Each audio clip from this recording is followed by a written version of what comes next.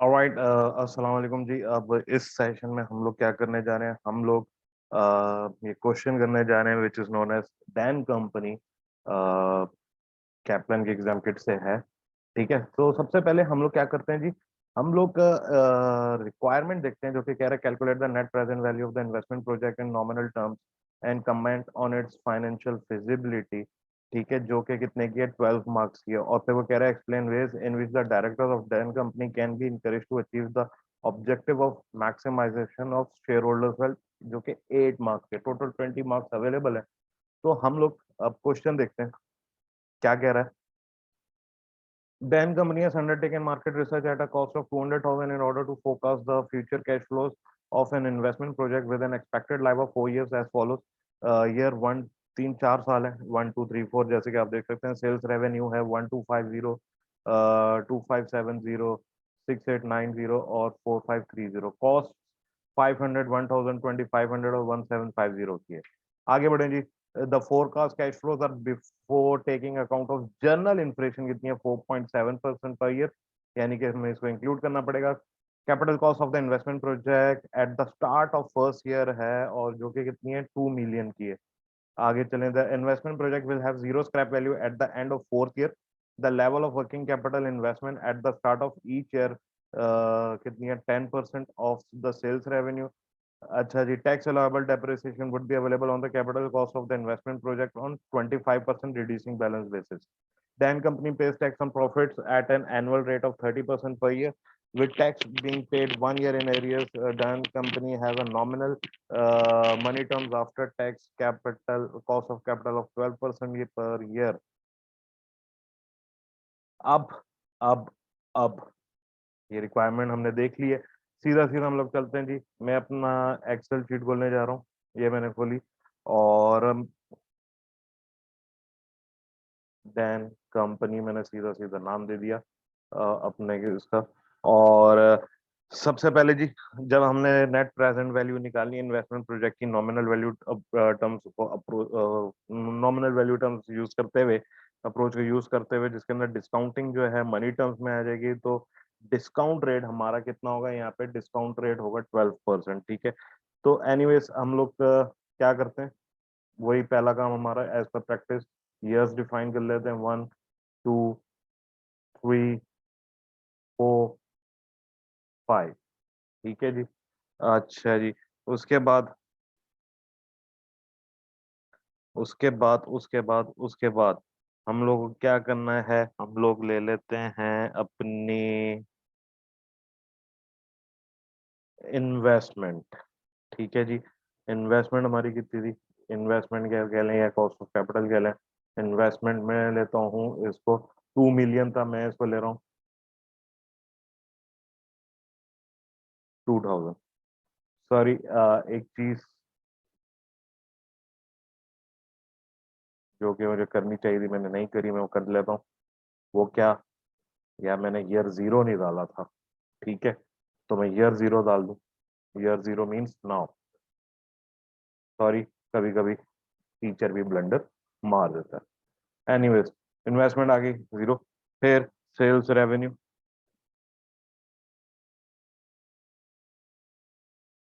पे आते हैं। अ- अच्छा जी। सेल्स रेवेन्यू वगैरह पे हम लोग बाद में आते हैं। अब हम लोग अपनी कुछ वर्किंग्स पहले कर लेते हैं। इतनी में अपनी स्पेस छोड़ दी अपनी काफी है उसके लिए, एनपीवी के लिए। ठीक है, तो मैं वर्क यहाँ पे वर्किंग्स की हेडिंग दे देता हूँ। और यहाँ पे मैं ले रहा हूँ ईयर 1, ईयर 2, ईयर 3, ईयर 4। ठीक है जी। अब आगे बढ़े। सेल्स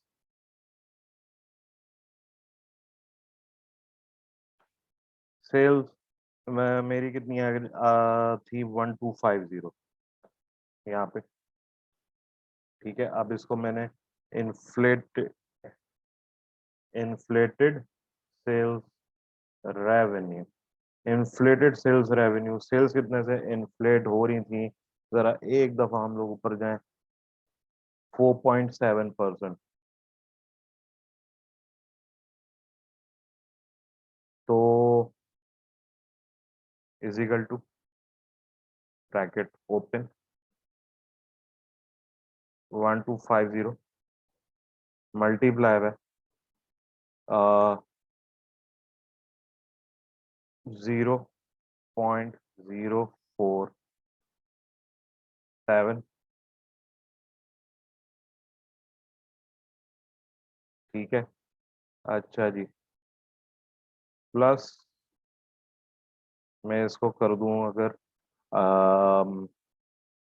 1250, 1308.75 आता है, तो भाई डेसिमल को हटा के 1309, इट्स फाइन, ठीक है। Next year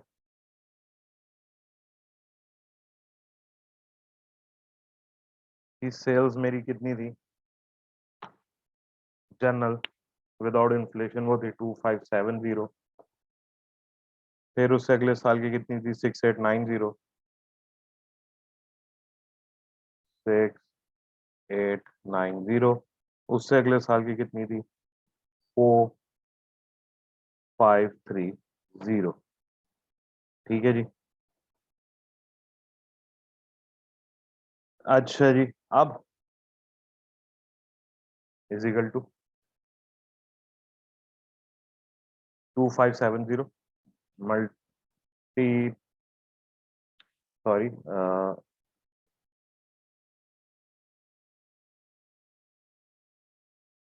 2570 multiply by 0.047 multiply by, या प्लस कर दें जी 2570, कितना बना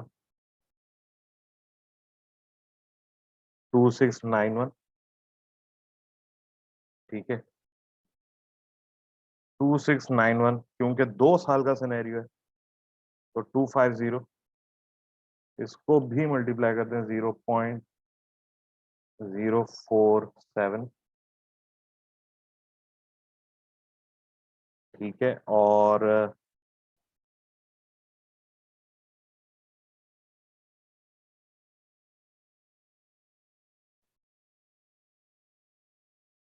242 आया, ठीक है। तो 242 के अंदर ऐड कर दिया हमने 2570, कितना आ गया जी 2812.26, थोड़ा बहुत ऊपर नीचे आप लोगों का आंसर हो सकता है। आगे चलते हैं।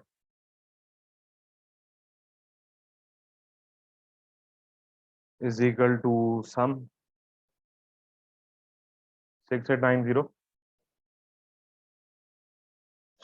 आगे चलें 0.047, ठीक है,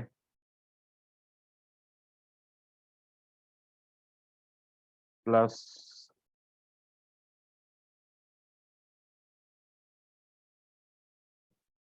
6890, कितना आ गया 7214, 7214, क्योंकि 2 साल का ऑलरेडी मैंने इनकॉर्पोरेट कर लिया, 3 साल का और कर लेते हैं, मल्टीप्लाई बाय 0.047,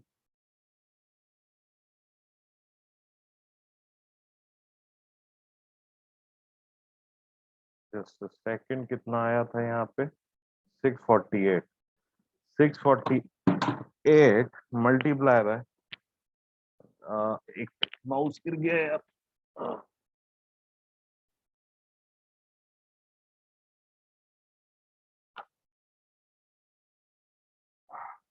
648 प्लस 6890, ये हमारा आ गया 7538, 7538, ये 2 साल तक का हो गया यहाँ पे, ठीक है। अब 7538, 7538 में फिर प्लस करें 0.047,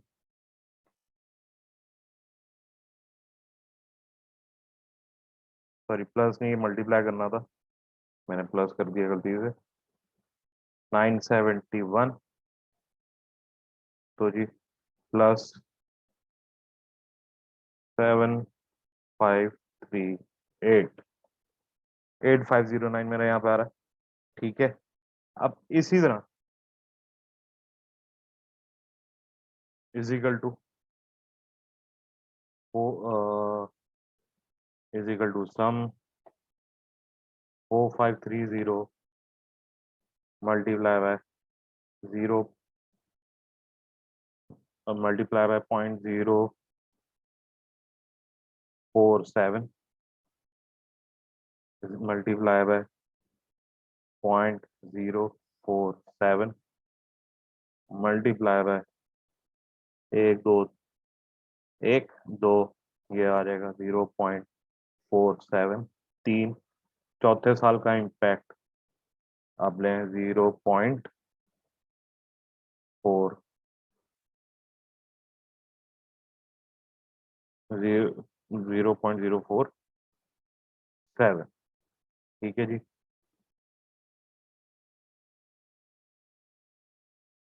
प्लस करूं इसके अंदर 4530।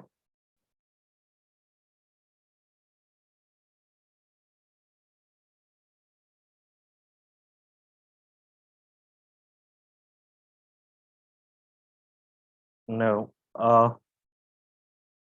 4530 मल्टीप्लाई बाय 0.047 ब्रैकेट क्लोज, प्लस कर दें 4530। अच्छा जी, कितना आ गया? 4743 4743 4743।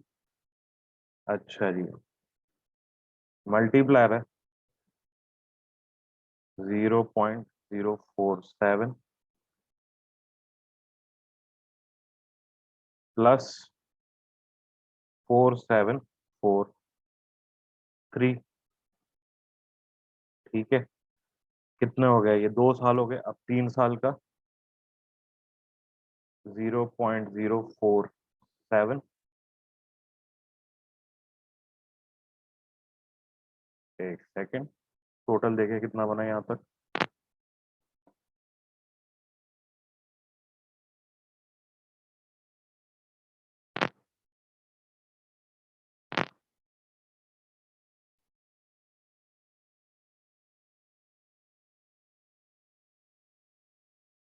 5169।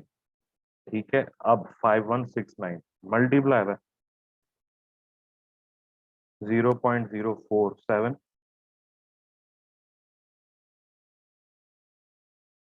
मल्टीप्लाई बाय, या नहीं, प्लस 5169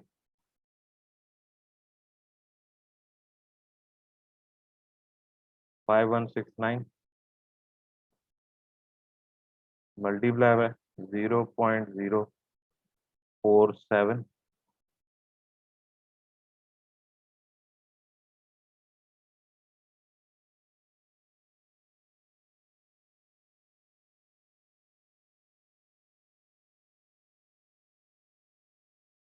एक सेकंड, यहाँ तक का आंसर देखिए कितना आया।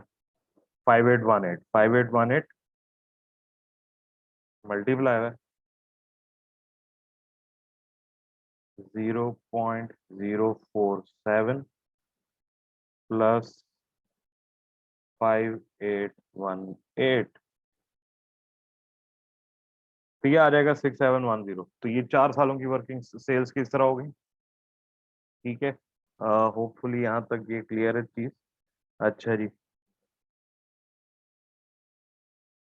अब हम लोग करते हैं अगली बारी किसी कॉस्ट। कितनी थी? 500। 500 के बाद 1000। 1000 के बाद चले 2500। 2500 के बाद चलें कितनी है? 1750। ठीक है जी, is equal to sum 500 multiply by, sorry, 0.047 plus 500 524, ठीक है। 1000 को यही काम हमने 2 दफा करना है, is equal to some 1000 into 0.047,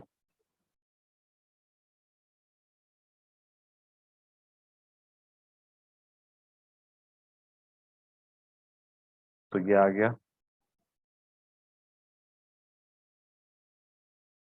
plus 1000 1047, ठीक है।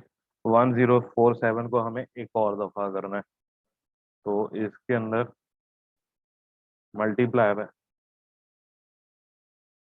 0.047 प्लस 1047,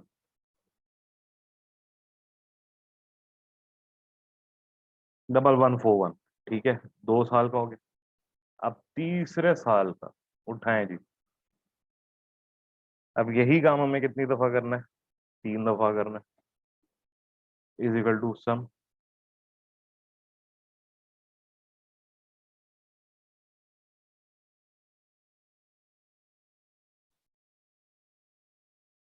अब ये इसी तरह हम लोग इसकी वर्किंग करेंगे। इसको आप खुद मल्टीप्लाई करके ट्राई करिएगा। मैं पंच कर देता हूँ, आंसर मेरा आ जाएगा आ रहा है 2869.33। अच्छा जी, उसके बाद नेक्स्ट मेरा आंसर आ रहा है 2102.93, ठीक है। अगर ऐसे ही सबकी मैं वर्किंग करके दिखाता रहा तो ये 3 घंटे का क्वेश्चन बन जाएगा, जो मैं चाह नहीं रहा। तरीका होप समझ गए होगे आप लोग। आगे चलते हैं वर्किंग कैपिटल की तरफ, ठीक है। वर्किंग कैपिटल हमने क्वेश्चन में देखा था कि 10% ऑफ द सेल्स था, ये देखो ऐसे ही है जी, बिल्कुल ऐसे ही है। तो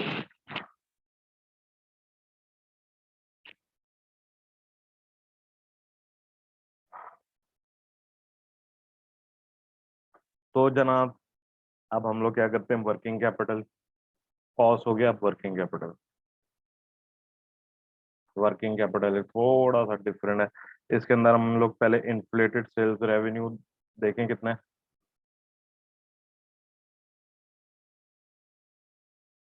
इन्फ्लेटेड सेल्स रेवेन्यू में हमारी पहले साल की सेल कितनी है? हमने देखी थी 1308.75,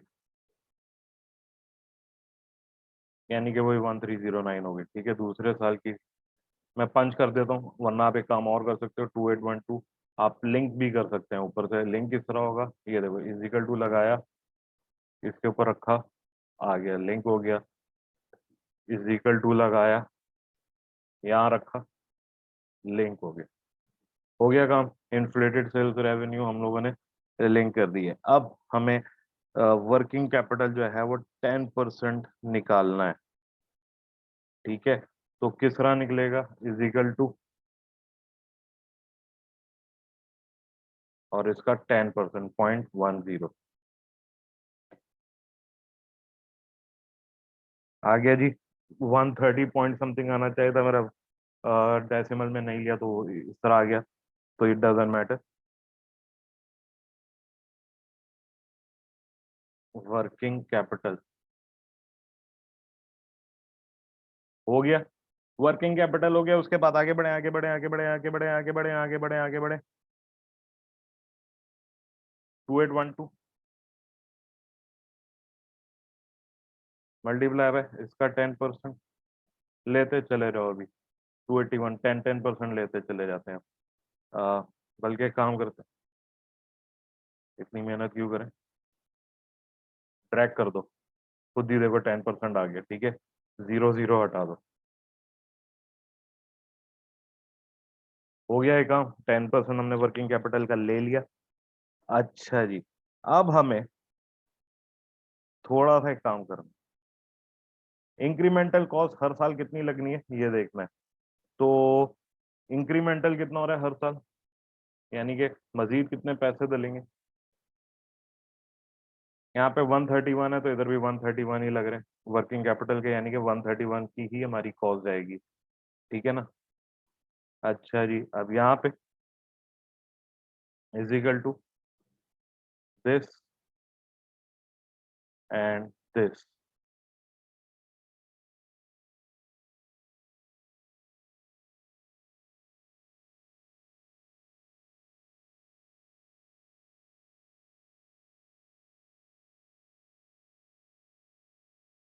ये क्या किया इसने, मैंने कहा था इज इक्वल टू, क्या आया 281, और ये उठा लिया मैंने इसको।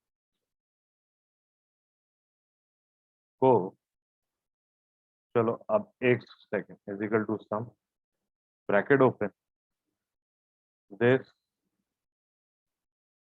Minus this.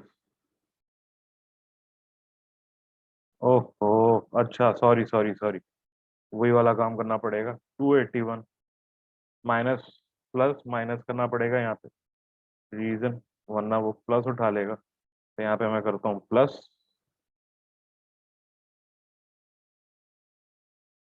150। अच्छा ये हमारी कॉस्ट है तो हम इसको माइनस में ले लेते हैं। हो गया 150 समथिंग। अब इसी तरह is equal to 851 plus minus 150 ले लिया, 701। अच्छा जी, प्लस आई मीन माइनस में लो भाई, यार यूं ही लेता हूँ वरना मेरा गलत फॉर्मूला गलत बैठ जाएगा। मैं इसको is equal to minus sum ही लगाता हूँ। ठीक है, minus, sorry I mean plus, यार एक तो एक कंफ्यूजन ना। हो गया। अच्छा जी, इसी तरह आप क्योंकि आई होप समझ गए होगे।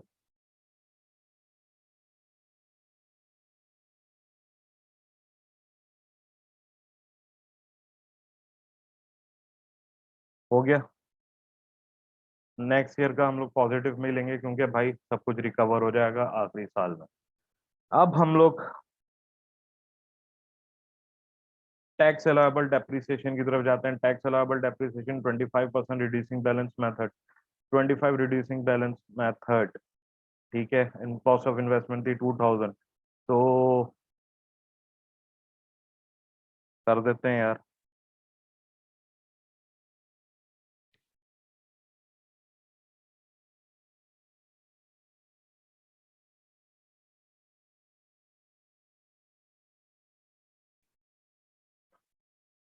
टैक्स अलाउएबल डेप्रिसिएशन पहले साल की इज इक्वल टू सम 2000 का 25%, 500। ठीक है। अच्छा जी, यानी कि अब नेक्स्ट ईयर कितना बच गया, ईयर टू में 1500 बच गया, तो 1500 को मल्टीप्लाई कर देंगे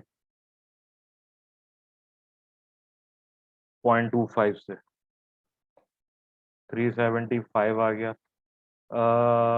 375, 375, 375,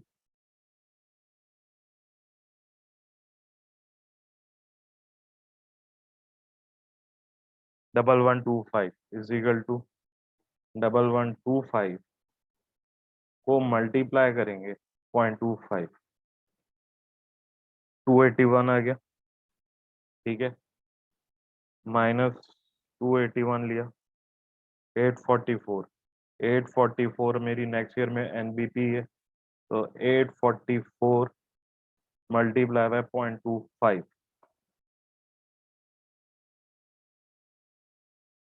ये sorry 844,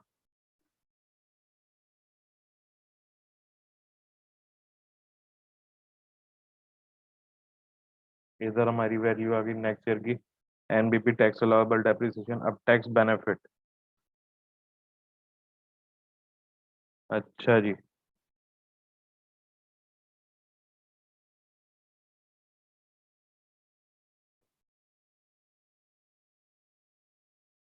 sorry, just a second.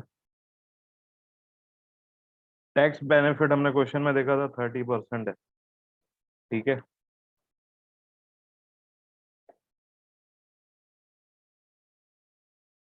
तो इजिकल टू, ये लिया मैंने 500, लिंक कर दिया इनटू 30%, 150 आ गया। बस जी, ज्यादा मेहनत करने की जरूरत नहीं है कि सबकी अलग अलग कैलकुलेशन करूं। हो गई, आ गए सबके, क्या बोलते हो, एग्री हो कि नहीं? चलो जबरदस्त, आगे चलें।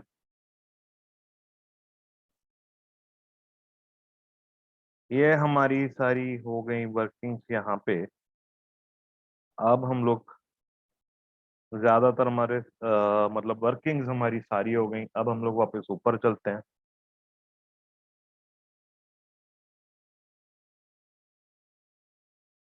और सेल्स रेवेन्यू पे आए, ईयर वन पे रखें, इजिकल टू पे जाएं, इजिकल टू लगाएं, नीचे आए, इन्फ्लेटेड सेल्स रेवेन्यू पे रखें, आ गया, इजिकल टू लगाएं, नीचे ईयर टू। अच्छा जी, इसी तरह इजिकल टू लगाएं,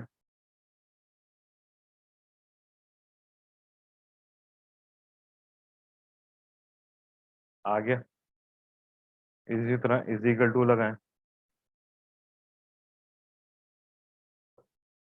अपनी वर्किंग्स को इस तरह लिंक कर दें, ठीक है, सिंपल, दोबारा दोबारा टाइप करने की जरूरत ही नहीं है, लिंक कर दो। अच्छा जी, अब मैं टाइम बचाने के लिए भाई, मैं टाइम बचाने के लिए कि मैं बार बार नीचे जाऊं, ऊपर जाऊं, नीचे जाऊं, मैं वो काम नहीं कर रहा। मैं पंच कर रहा हूँ डायरेक्ट, ठीक है। कॉस्ट माइनस 523 आ गया, यही था ना मेरा, चेक कर लूँ यार, एक्स आकर तो मैं लिंक ही कर देता हूँ, क्योंकि थोड़ा बहुत मेरा एग्जाम किट से जो आंसर है वो डिफरेंट है, लेकिन एक्सेप्टेबल है, तो मैं लिंक ही कर देता हूँ, माइनस कर देता हूँ साथ, ठीक है, इज इक्वल टू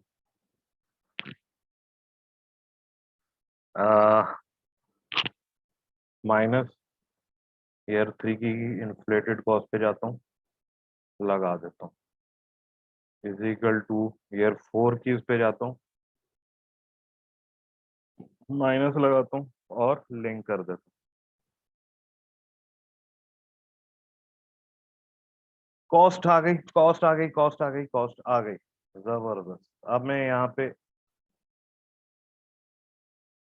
काम करता हूँ, थोड़ी सी अपनी सजावट कर देते हैं। टॉप बॉर्डर लग गया, टॉप बॉर्डर हमारा लग गया।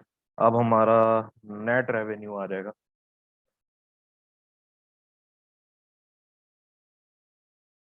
नेट रेवेन्यू हमारा किस तरह आएगा, इज इक्वल टू सम, सीधा सीधा, दिस माइनस दिस, 786। चलें, बिस्मिल्लाह, हो गया काम, नेट रेवेन्यू हमारा आ गया, हमारा नेट रेवेन्यू आ गया। अच्छा जी, टैक्स हमारा क्या था,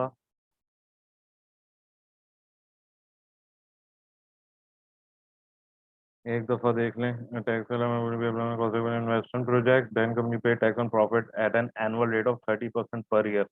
तो अब हमारे लोग टैक्स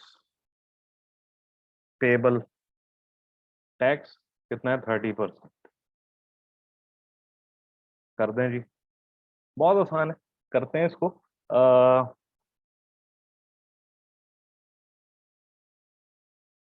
इज इक्वल टू 786 और इसको मल्टीप्लाई कर दें 30% से,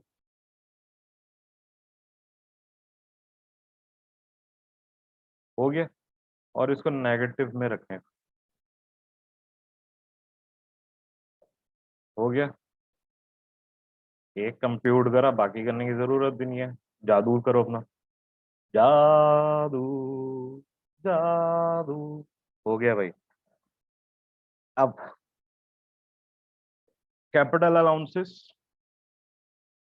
tax benefits, capital allowances, tax benefits. तड़म तड़म तड़म तड़म, आ जाओ आ जाओ आ जाओ मेरे दोस्तों, आ जाओ, हमने काम किया हुआ है, आ जाओ आ जाओ आ जाओ। ये आया इधर, ठीक है। आ जाओ इधर, आ जाओ पायन, आ जाओ आ जाओ आ जाओ आ जाओ आ जाओ, शाबाश। वापस ऊपर आ जाओ। अजी पाशा की देख रहे हो तुसी? सॉरी, ਇੱਥੇ ਇੱਥੇ ਰੱਖਾ ਤੇ ਹੋ ਗਿਆ ਨੇ, ਤੇ ਇੱਥੇ ਵੀ ਰੱਖਿਆ ਤੇ हो गया ने। All done, done done. Capital allowances तक हमारी गेम पूरी हो गई।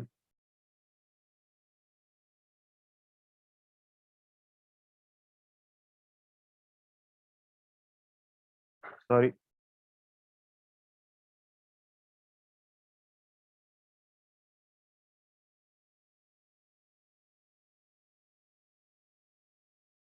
ओ कैपिटल अलाउंसेस टैक्स बेनिफिट्स मैंने गलत रख दिया यार, सॉरी सॉरी सॉरी सॉरी। वो हमारे 30% वाले थे, यानी कि वो नीचे वाले, तो वो हम उसको कर देते हैं यार। अब मैं टाइप कर रहा हूँ, ठीक है। 150 था, दिखा भी देता हूँ।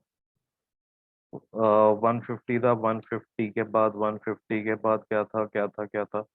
अच्छा, ईयर टू से होना है क्योंकि 1 ईयर इन डिले था।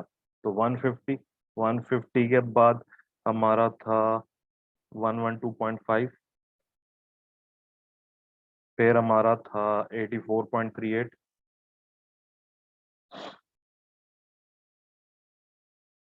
और लास्टली हमारा था 253.15।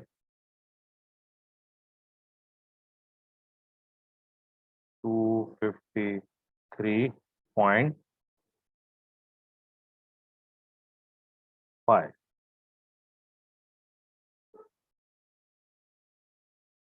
अच्छा, इधर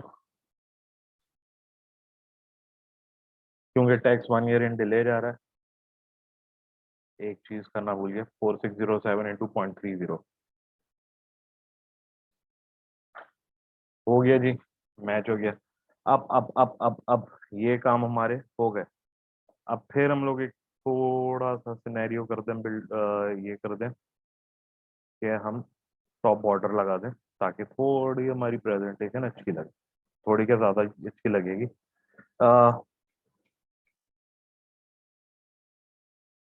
आफ्टर टैक्स कैश फ्लो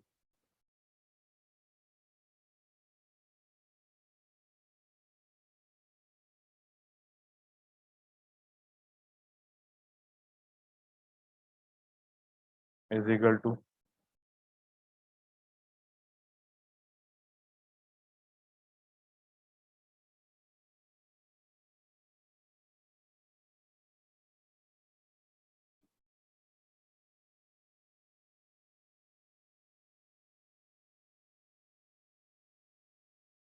हो गया जी। अब आगे चलें हम लोग। हो गया जी। उसके बाद आफ्टर टैक्स कैश फ्लो आ गया। अब वर्किंग कैपिटल,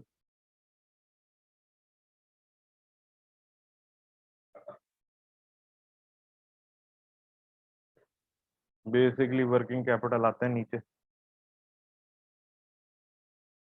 ये रहा वर्किंग कैपिटल।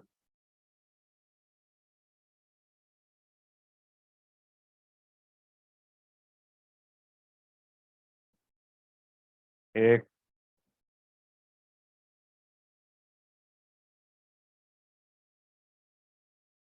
आ जाओ जी, दो दो दो दो दो दो,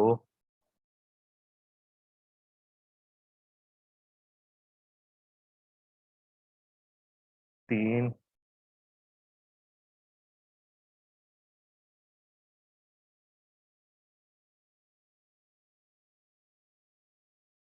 4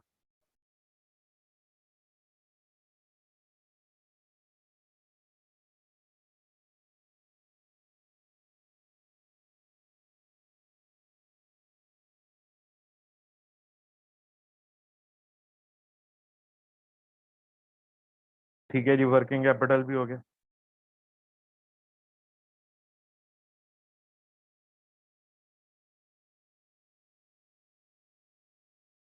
अब हम लोग करते हैं net cash flow.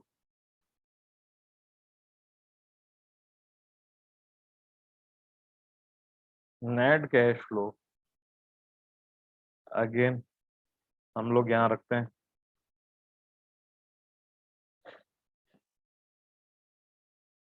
Is equal to सम, एक पे रखा, बस ड्रैग कर दो यार, और ड्रैग काम क्या रह गया इसमें, और इसको यहाँ से लेके यहाँ तक खींच दो, आ गया। ठीक है, अब हमने अगेन थोड़ी सी खूबसूरती डालते हैं यहाँ पे, और इसको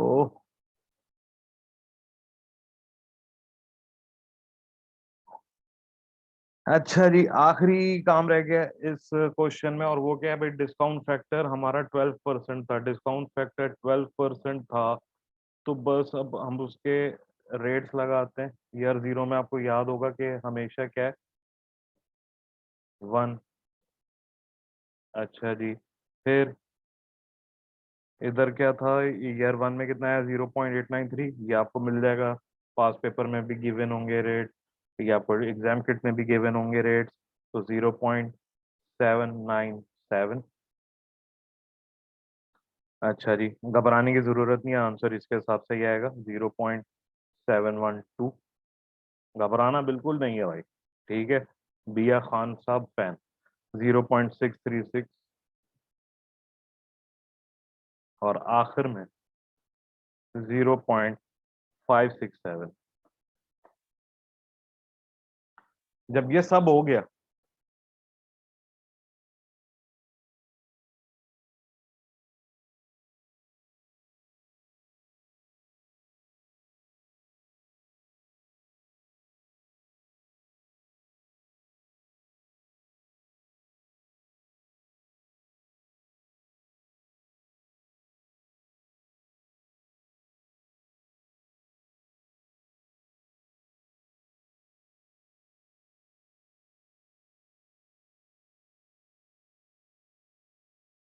हो गया,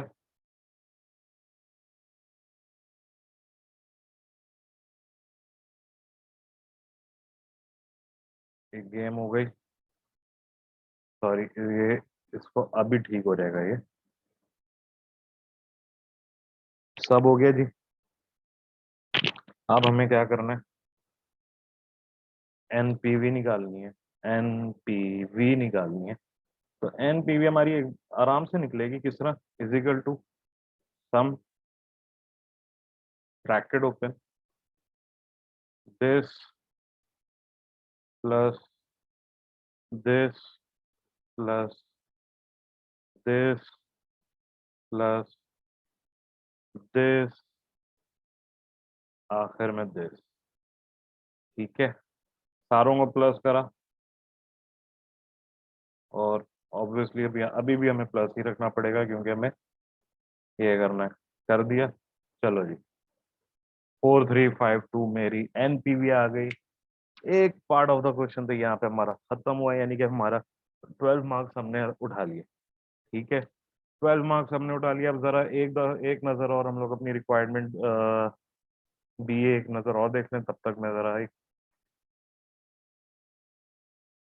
छुट्टा भी जरूरी है, not recommended at your home. ठीक है, तो explain ways in which the director of Dan company can be encouraged to achieve the objectives of maximisation of share holder wealth. 8 marks total कितने आ जाएंगे, 20। अब हम चलते हैं एक्सप्लेन किस तरह वो जो है objective of maximisation of share holder wealth की तरफ जा सकते हैं। वैसे तो एग्जाम में आपने कौन सा यूज करना है, आपने वर्ड प्रोसेसर यूज करना है थ्योरी लिखने के लिए, ठीक है।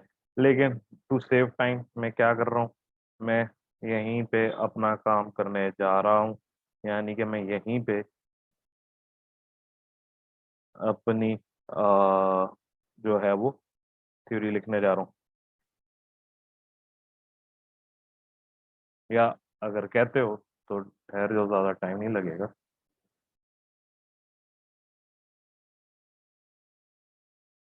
ये खुल रही है फाइल, जब तक वर्ड प्रोसेसर खुल रहा है, not recommended at your place.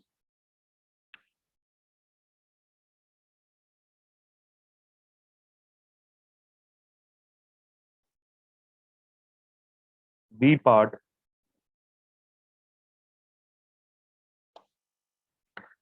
directors of then company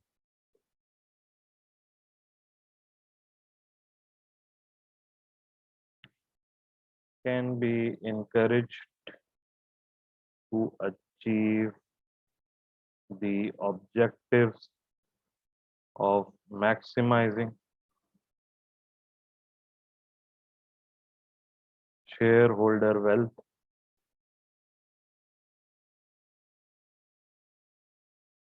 through managerial reward schemes and through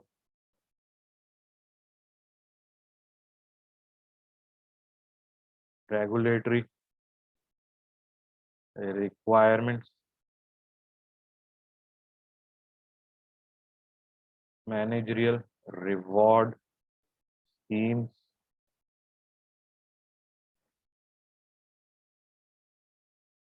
as agents of the company's shareholders, the directors of then company may not always act in ways which increases the wealth of shareholders, a phenomenon called the agency problem. अब तक ये हो गया 1 mark, 2 mark के लिए। ठीक है, आगे चलते हैं। They can be encouraged to increase और maximise shareholder wealth by managerial reward schemes such as performance related pay and share option scheme. Through these methods,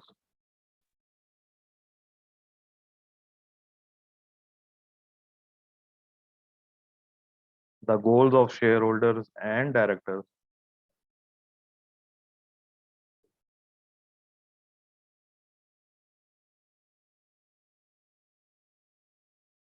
may increase in congruence.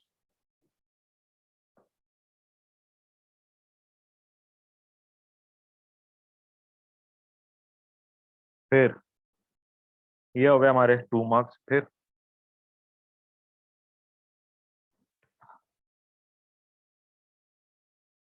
Performance related pay links part of the requirement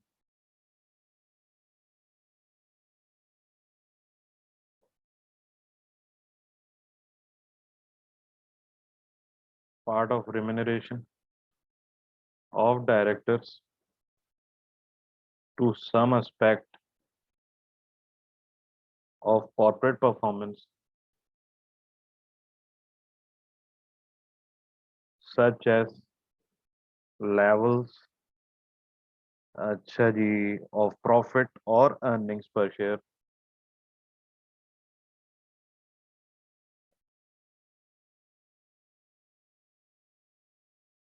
one problem here is that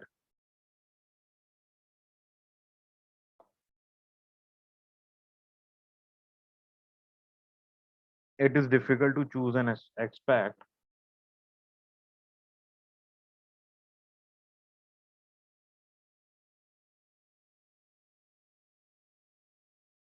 to choose an aspect of corporate performance which is not influenced by the actions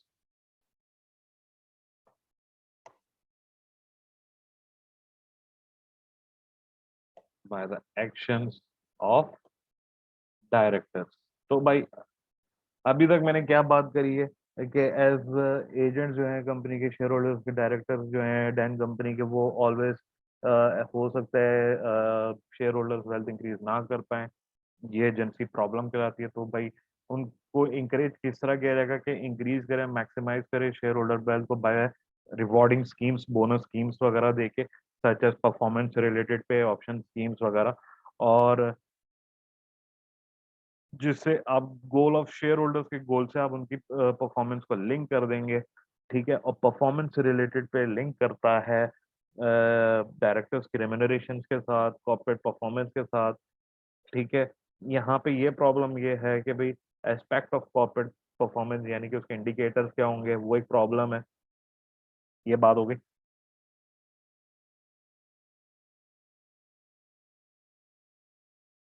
फिर आगे चलें जी। Share option scheme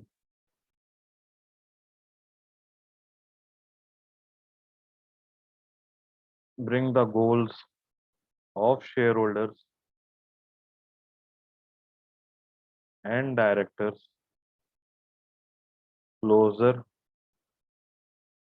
together to the extent that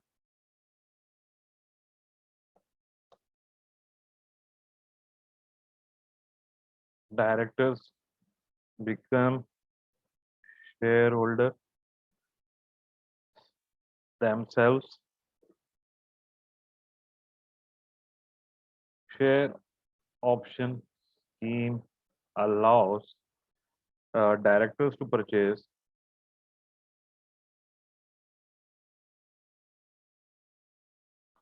shares at a specified price on a specified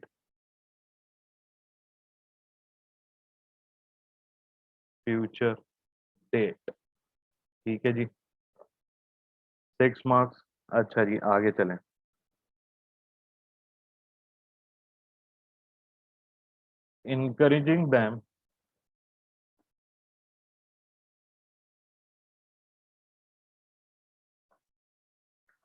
encouraging them to make decisions which exert an upward pressure on share prices।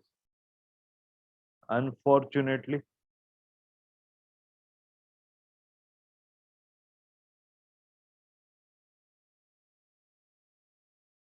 a general increase in share price can lead to directors being rewarded for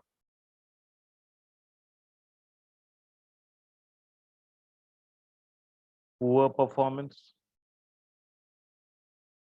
while a general decrease in share price can lead to managers not being rewarded for good performance। So that's it यार, इतना जो है वो हमारा काफी है solution. और मजीद में आगे क्या बात करिए परफॉर्मेंस रिलेटेड पे के बाद के शेयर ऑप्शन स्कीम्स भी होती हैं, जहाँ पे शेयर होल्डर्स और डायरेक्टर्स जो हैं वो क्लोजली वर्क कर रहे होते हैं, उनको आप शेयर्स ऑफर कर देते हैं। और शेयर्स स्कीम जो है वो उससे डायरेक्टर्स क्या होता है कि वो कंपनी के शेयर्स ले सकते हैं एक डिस्काउंटेड प्राइस पे, स्पेसिफाइड प्राइस पे, जिससे उनको इंकरेजमेंट मिलेगी कि वो डिसीजंस लेंगे और वो प्रेशर में होंगे कि जी कंपनी के जो शेयर प्राइस है वो ऊपर की तरफ जाए। और ऑब्वियसली वो कब जाएगी जब प्रॉफिट्स वगैरह इंक्रीज होंगे। अनफॉर्चुनेटली अगर इंक्रीज इन शेयर प्राइस जो है वो डायरेक्टर्स को रिवॉर्ड कर रहे हैं फॉर पुअर परफॉर्मेंस, ऐसा भी हो सकता है कि मैनिपुलेशन वगैरह कर जाए, इसलिए बात बोली गई है। आई होप यहाँ तक और ये सोल्यूशन आपको पूरा समझ में आया होगा, किस तरह क्वेश्चन करना है, प्रेजेंटेशन वगैरह किस तरह करनी है।